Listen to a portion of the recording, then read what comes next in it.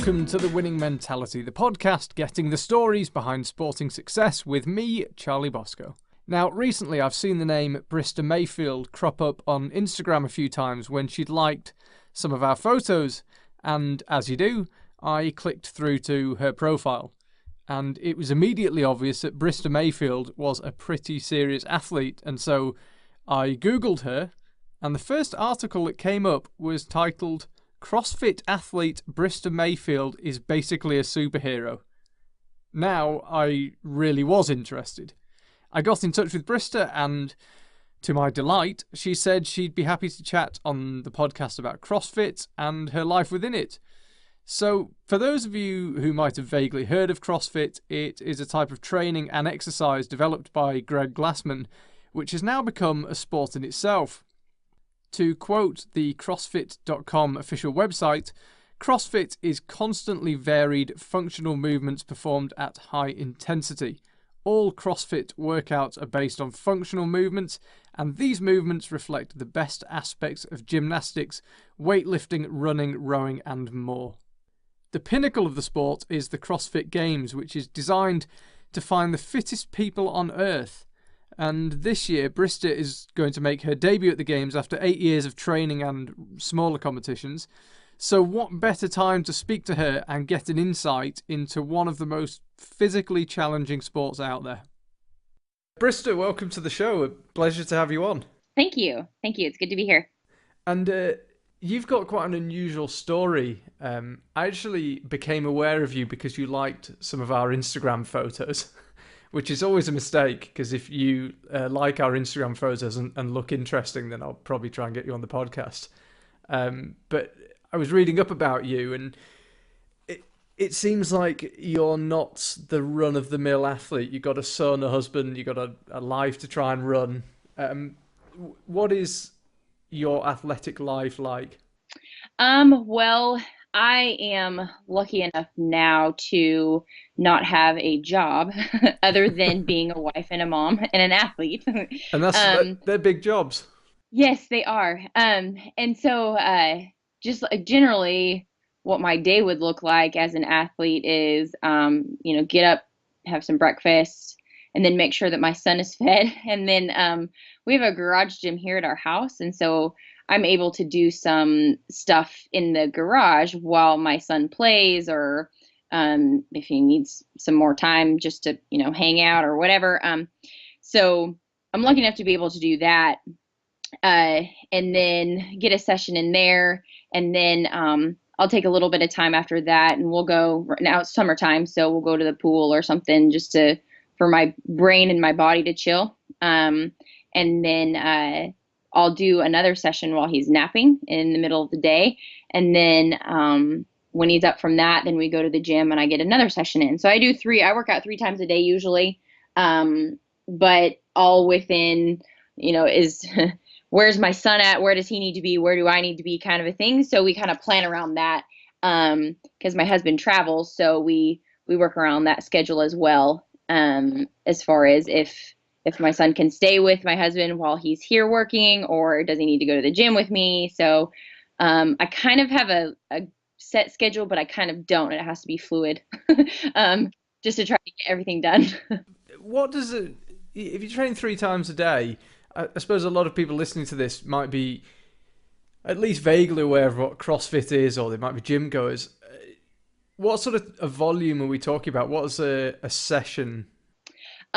Usually one of my sessions will involve some sort of aerobic work, whether it's just running or just rowing on one of those stationary rowers, or biking or something like that.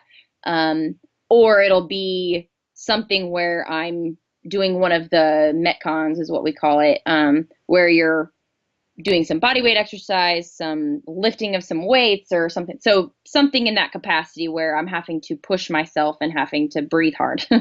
And then the session will also involve some weightlifting, where I'm not really worried about getting stuff done as fast as I can, but working on building strength or working on technique or something like that. So those generally sessions can last between an hour, hour and a half. at a time. Sometimes if I'm being super slow, it'll be 2 hours. So it just kind of depends on what I've got going. So what sort of volume are we talking about in, say, a month or a year? oh man, I don't know. That's a good question because I've never thought of it on that aspect. It's Just because to the average athlete or the average keen sports person, the volume is overwhelming. yeah, so it's anywhere. I work at anywhere between right now, leading up to the CrossFit Games. I'm working out anywhere between 4 and 5.5 hours a day total. Is that So including warm up and stretching, or is that actually going at it?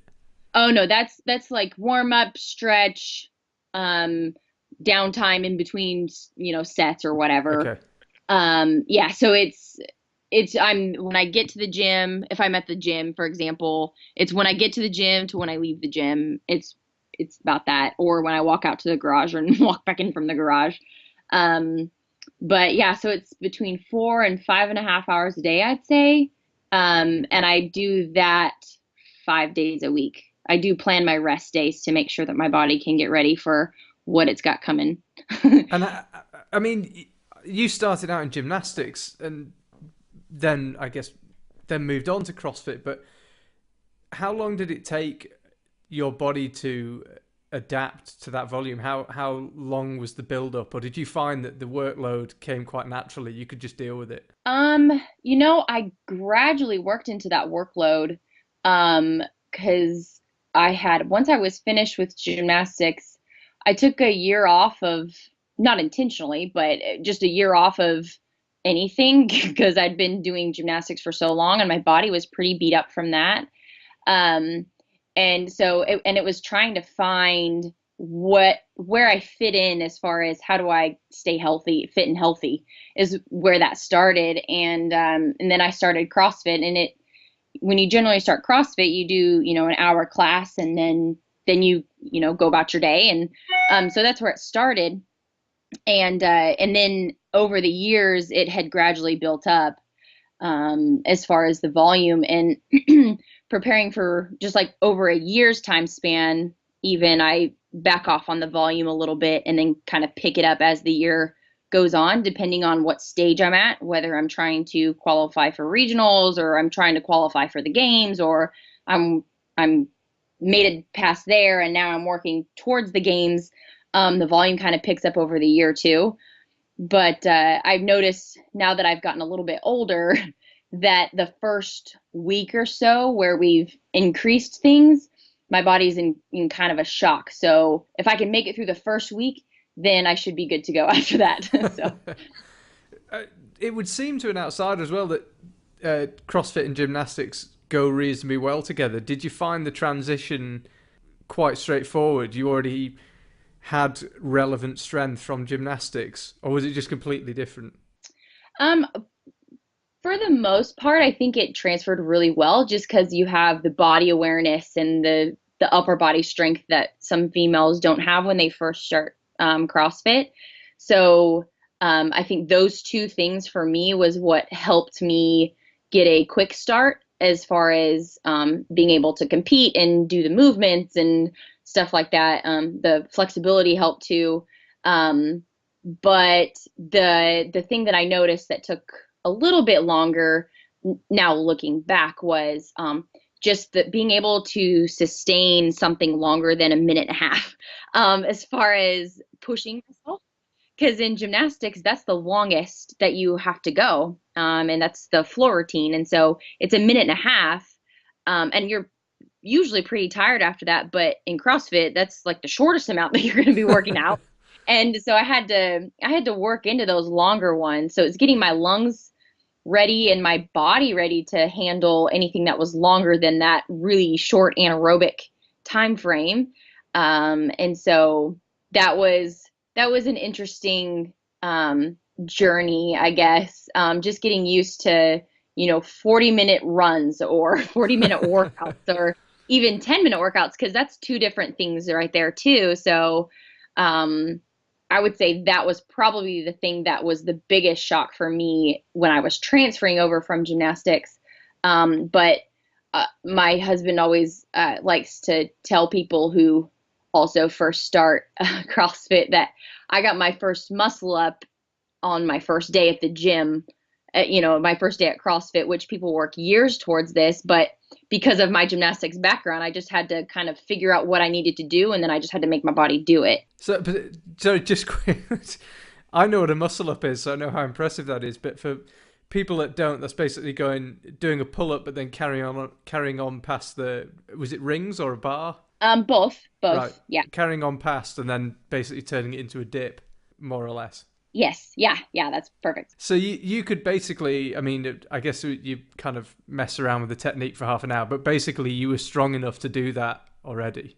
Yes, yeah, and when you do that on the rings, you have not only do you have to get your body where it needs to go, but you also have to control the rings because you've got those things flying around everywhere.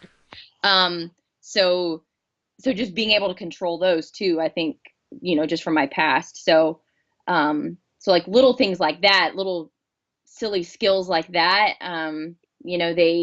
those always came easy to me, but it's the endurance, the quickness, the strength that I really had to work on when I first started. One thing that I was quite surprised about when I was reading about you is I read in an interview that you like the competitive side of gymnastics, and I think maybe because it's the nature of the sport where you go, the next person goes. There's not direct competition, as in you can't see the person you compete against. I suppose I was guilty of thinking that gymnastics is kind of almost arty and happy and hippie, and everyone just loves the movement, and it's just fun. And I was really kind of surprised to hear you say you relish the competition element of it. Yeah, so growing up before I went to college, it was very, very much individualized. And you work hard all year round for when I was in high school, maybe we did 5 competitions a season, so it wasn't too much, but you work so hard all year to do your 4 routines 5 times in front of people. And, so it's like those are your chances for the spotlight, basically, and to show off what you've done. And so it really not as fun when you fail at that routine, and you've been working so hard. And so that individual aspect of gymnastics really transferred over to CrossFit because as an individual competitor, you're out, you worked your booty off all year, and then you have I had one weekend to prove what I'd been doing all year round to get to the CrossFit Games. So it's very similar in that. And so to kind of backtrack a little bit, when I finished gymnastics in high school, I went to college and competed there for 4 years as a gymnast. And the transfer from being a gymnast in high school to being a gymnast in college was completely different because in college, it's on a team, you have the 4 events that women compete on, but there's 6 people that compete on that event. So out of a team of, I don't know, 12 to 18 girls, you're all working to earn one of those spots on whatever event you're doing. And then your routine counts for the team score. Usually at that point, your individual performance kind of goes out the window. You want to do well but you want to do well for the team. So it's a different mental approach, I think. And then when I found CrossFit, I was like, oh, I get to do this for, like this is to prove how hard I've been working and how every time you step out there. So I think the mental approach to it changed a little bit once I went from college back to CrossFit. Why did you stop the gymnastics? Is it once you get past a certain age? I know you're still relatively young, but once you get past a certain age, you just lose is it the flexibility you lose, or is it the kind of outright power? What goes in gymnasts? Because I guess most of them stop in their early 20s. Yeah, it's so usually it's just because your body is pretty beat down from the years and years of pounding that you've been doing to it. And I was I was 21 when I was done with gymnastics, and that was my last year of eligibility in school. And usually, once you hit that last year of eligibility, at least here in the States, your body's done, your mind is done, and it's time to move on. So just to give your body some time to be normal for once. Um, so it was, which is, that's why I took a little bit of time between gymnastics and figuring out that I wanted to compete in CrossFit. I think it was good for my body to just get back to normal because I'd been beating on it for so long with all the pounding and the swinging and all that stuff. So, And when you got into CrossFit, did you know you wanted to compete? Did you just try it and think, I can smell the competition here? This reminds me of what I loved about the gymnastics. so in my transition, I remember at the first gym that I was at, my husband started before I did. And that particular year, it was the CrossFit Games in 2010. We had a projector and we projected it up onto one of our big walls in the gym and we were watching it. Um, and I saw that and I remember just I want to do that. I didn't know that you could compete with CrossFit, but when I saw that, I was like, "Hey, that's pretty awesome. I can still be competitive when I get older." And so it it started back then. I still hadn't officially joined a CrossFit gym yet, just due to time and other obligations to finish school and stuff like that. But I remember that watching it and being and wanting to be there eventually one day. um, so it wasn't. I remember feeling that way, but I couldn't wrap my mind around. Okay, now how do I get there? I knew I wanted to get there. I just didn't know how. So that was when I had to start, getting guidance from people and stuff like, just try to get all pieces put in place so that it could happen. What is it about the competition you like? I'm sensing, you may tell me I'm miles off here, but I'm sensing you like being the best you can be rather than beating someone else. Uh, well, Or maybe you just like beating other people. I don't know. okay, well, there's a little bit to beating other people. But I do, I don't know if I've grown into this or if I'm just now realizing it that I've been doing it all along. I don't know. But when I finish a competition and I can look back and know that I did everything I could up until that point to be the best that I could in that particular moment, there's something to that for me now, mentally. I put in the work all year round, and I have this shot to try to meet a goal. And whether or not my goal was reached, did I do everything I could, and did I put all my best effort out there um, to reach that goal? Going into regionals weekend this past year, just a couple of months ago, I was talking with my coach, and that was the goal for the weekend, was to make the games. But if it didn't happen, did I put in did I put 100% effort into everything I did? And if I can walk away from the weekend saying that, then that's great. And if the results were I'm in the top 5 and I'm going to the CrossFit Games, that's even better. So it just kind of, it depends on what other people do too. It's not the only thing that I can control is myself. So that's the ultimate goal, is just to be able to say that I did everything I could.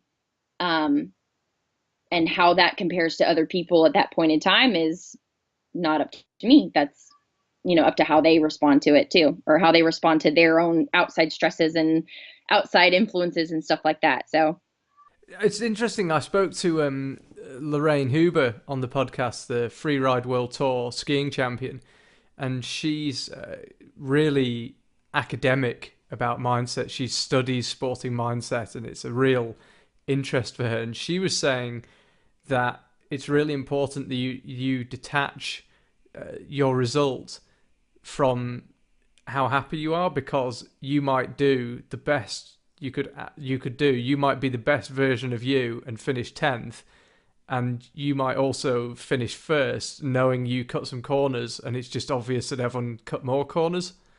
And so that, yeah, her theory was that you've just got to be the best you can be. Yeah, and I remember listening to that one too, and I've been really this past year I've been really focusing on the mental side of things, and how do I respond to things that aren't in my control, that may throw you for a loop when you're doing a workout or something. And so we'd been really focusing on my mental game the last year. And so I remember listening to that episode on the podcast and I was like, that's it. That's totally it. So it was great to hear her validate what I'd been working on. And it just, it was a light bulb moment for me. So it was really cool to hear that as I was trying to work on that side of my preparation. So it was neat.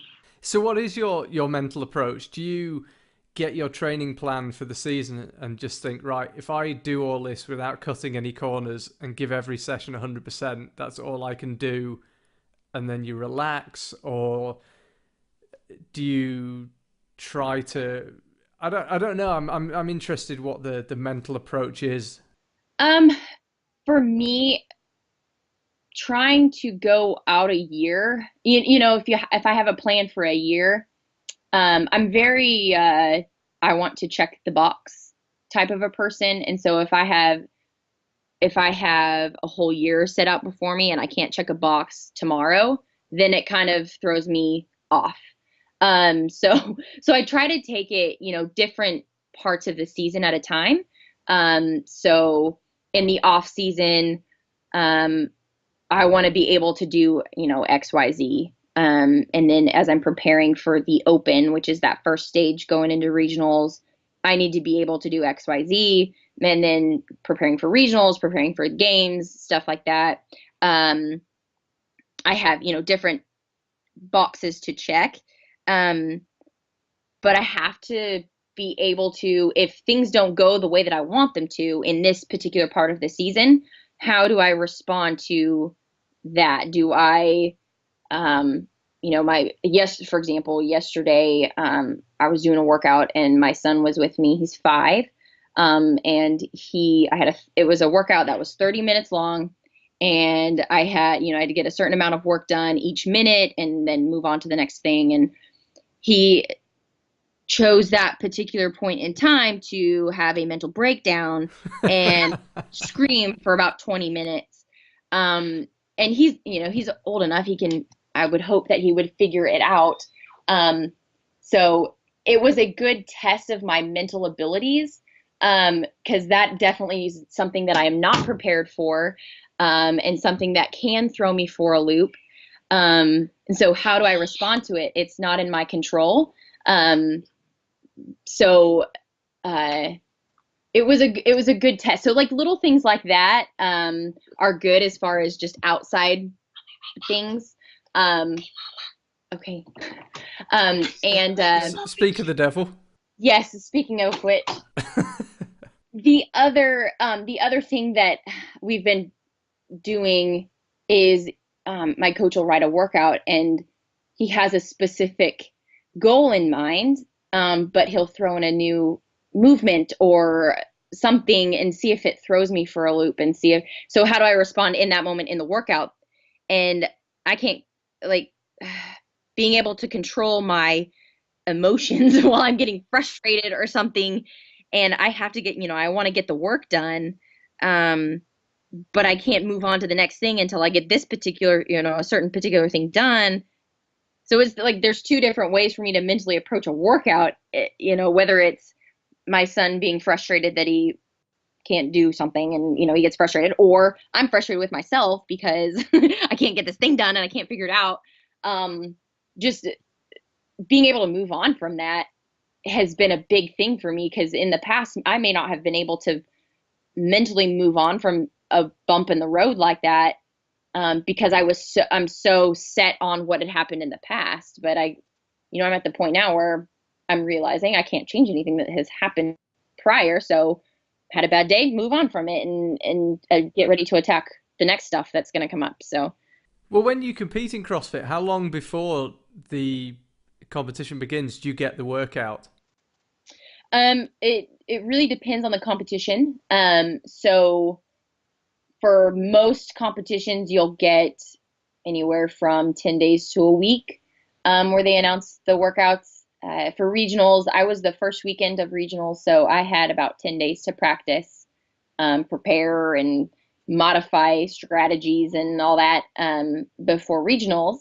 And then usually with the games, if history repeats itself, you get a couple beforehand, and then everything else is generally announced an hour or two before the first heat starts. So you have your workout set for you, and then you get to go back and warm up and get ready to compete, within a couple hours. So you just kind of got to do that on the fly, which is, I think that's what I'm looking forward to is, how am I going to respond to something like that where you get it so quickly and then you have to be able to perform your best when you've just gotten the workout. So you don't have a whole lot of time to strategize or practice or anything like that. It's just, let's warm up and go. So it'll be interesting. Mentally, that must be brutal to not know what you're going to do. Because I mean, a sprinter knows what they're going to do. If you play a ball sport, you know within reason what the workload or what the mental challenges are likely to be, and you could get anything. Yes, and that's and what I'm enjoying right now is just the weird things that are being thrown at me, because I mean that's essentially what I need to be ready for when I'm there is just be ready for anything. So whether it's something coming up in the middle of a workout that I'm not expecting, or here's your workout for the next hour, just so physically being able to do anything, but also mentally being ready for whatever's thrown at you. When something's announced and you don't think you can do it, but I'm going to prove to myself that I can, or I'm going to give my best shot at this weird object that we have to throw around. um, it's just it's been fun to be able to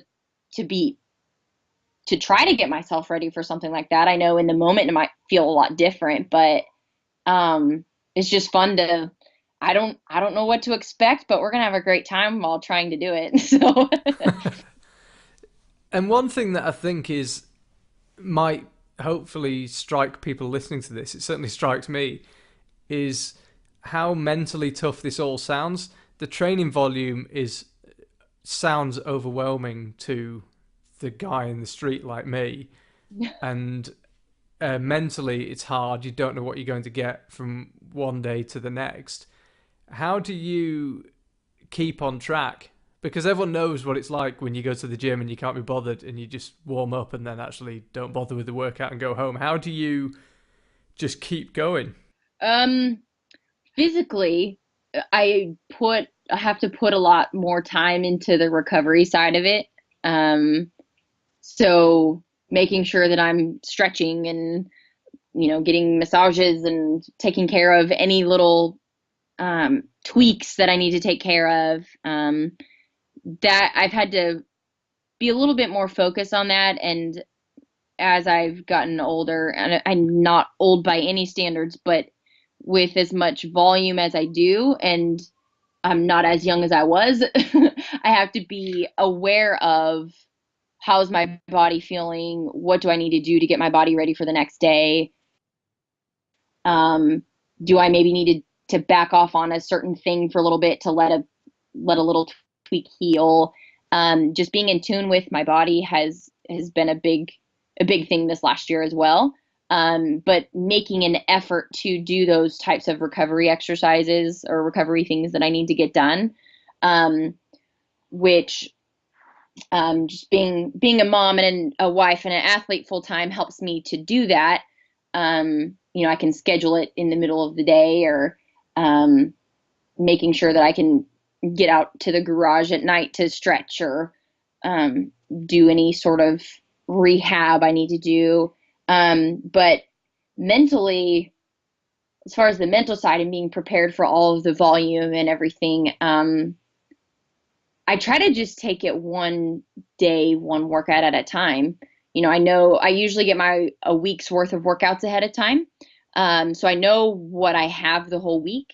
But if I get too anxious about something that's happening later, on Saturday, I get my workouts on Sunday. And if I'm too anxious about what's going to happen the next Saturday, then I can't focus on what I'm doing on Monday. And, and so I'm, I have to take it one day at a time. And okay, I have these workouts to get done. So I'm just going to start with this one, get it done to the best of my ability, and then we're going to move on to the next one. So don't think too far ahead. Yeah, I can't think too far ahead just because, and it's going to be the same thing at a competition. I can't think about a workout that I'm dreading because I still have other work to get done before that. So I can't get too caught up on what's to come if I haven't completed anything else, So just do one and move on. But do you struggle to keep kind of plumbing the depths of your soul? Like, you have to go so hard in a CrossFit workout. Do you struggle to do your 3 workouts in a day and lie in bed and think, I've got to do all that again tomorrow. I've got to go to that place, that dark place where I feel like I can't do the reps, but I get them done. Do you not struggle with I know you take it one workout at a time, but you're human. Do you not struggle with the thought of what's to come the next day or the next hour? I do. But I think it just because that's what I've done for so long that that's just what I do. Is just throw my hands up in the air sometimes, be like, all right, let's go. And if there's something in particular that I'm not looking forward to, I just have to make myself push the start button on the clock and go. Because once I start the clock, I'm not going to stop it. And the only way that I can make it stop is if I get my workout done, so it kind of pushes me when I don't want to be pushed anyway. So, and I mean, I don't dread every single workout. There are lots of them that I've enjoyed lately. So, you got to take the good with the bad. You don't always get to do the fun things. You have to do the things that you have to work on and you need to improve on. So I know that those have to get done too. So I kind of earned my fun workouts. So. Well, yeah, CrossFit's so varied, isn't it? I guess, I don't want to say it's limitless, but I guess it is almost limitless what you could do within it. Yeah, it really is. And I was asked recently what do I enjoy about CrossFit and why do I keep doing it? And I love the competition aspect of it, but the other thing that I just really like that I can never be really, really good at one thing, because once I get to one goal, if I have a strength goal or I have I want to be able to run in a certain time, I can always be faster. I can always be stronger. I can always get better at everything. And so I don't feel like I've hit that ceiling yet. And so it's so much fun because I feel I have these goals, but then I can look back and see that, okay, well, those were my goals. Now I have a different one. Now I can get better at this again. So it makes it fun, to do that, just to keep striving for something better within the same sport. There's so much going on with it. You can get better at gymnastics. You can get better at strength. You can get better at aerobic stuff. But I feel like because it's so varied, I don't know that you ever reach your full potential in any one of them, because as you're trying to get your strength up, then maybe your cardio goes down. So then you have to get that back up, and then you have to get your strength, it just kind of, it all goes up together, if you're focusing on it correctly. Do you worry that we're all getting older, you will reach a point where you're not getting better or you're not progressing, and how you'll feel about it then in terms of your motivation?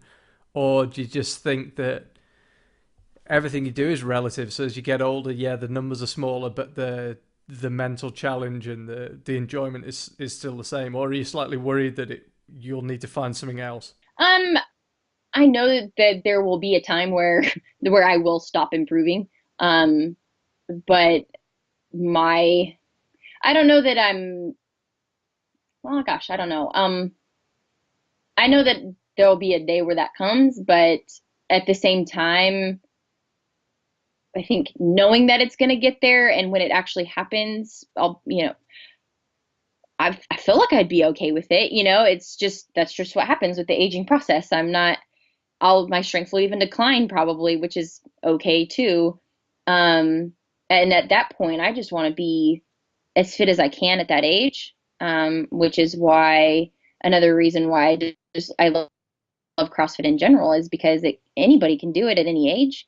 And so you can adapt, if my knees stop working, I can adapt. And it's like the longevity just to be able to do CrossFit for so long and to adapt as I get older and as my strength will decline.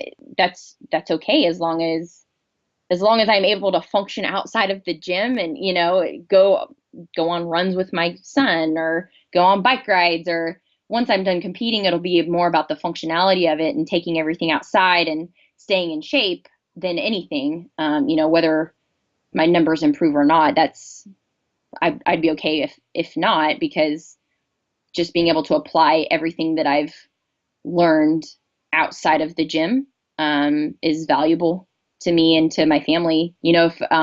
If my son likes CrossFit, great. If he doesn't, that's okay. But I want him to grow up with the values of health and fitness and keeping everybody in shape. And so there's just to go outside of the competition part of it. I like the competition, but there's other stuff to be learned from it as well. So you're training for something outside the gym. You want to be fit for. You want the fitness in itself. Yeah, and with training recently, since making the games, I've started doing more mountain biking, which I'm not great at, but but I enjoy it and I can do it. It's being able to pick up just different odd sports that I may not ever think I would have done after I'm done competing in CrossFit, just because I have that, that fitness base or that whatever, capacity that I've worked on for so long, that just be able to do something else if I wanted to. I may have to work at it, growing up being a gymnast and then going into CrossFit, I can't throw a ball like most people can, like I may have to work at that, but if I wanted to go play a game or something, a softball game or volleyball or something, I'll have to spend some time learning how to apply my fitness, but I know that I have that athletic background and the strength or the coordination may not be an issue. It's just applying all of that into the right sport kind of a thing. So, and you've got the CrossFit Games looming. How are you feeling about that? I'm super excited. This is my first appearance at the CrossFit Games. And like I said, I remember watching in 2010. So this has been something that I've been working towards for 8 years.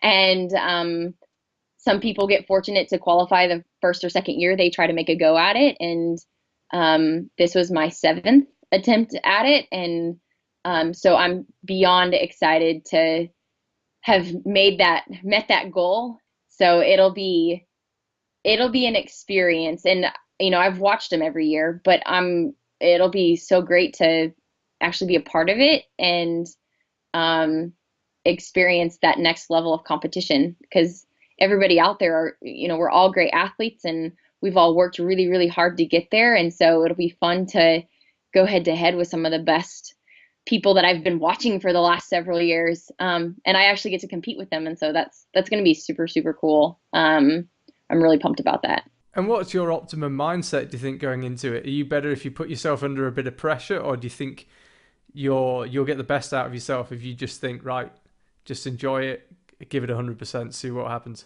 Yeah, this year it's more of, just have fun, enjoy it. There's I'm going to have to work hard and I'm going to have to push myself and find that dark place and, give 100% effort every time. But if I go into it without any pressure and I go into it with just, hey, let's go have some fun, I think I'll enjoy the experience a little bit better rather than if I'm putting pressure on myself. Okay, I need to do well and I need to do this and I need to make sure I'm in this place. And, for me going into the games this year, it's just, have a great time and experience it and take it all in. But, there's work to do, but have fun while you're doing all of that work.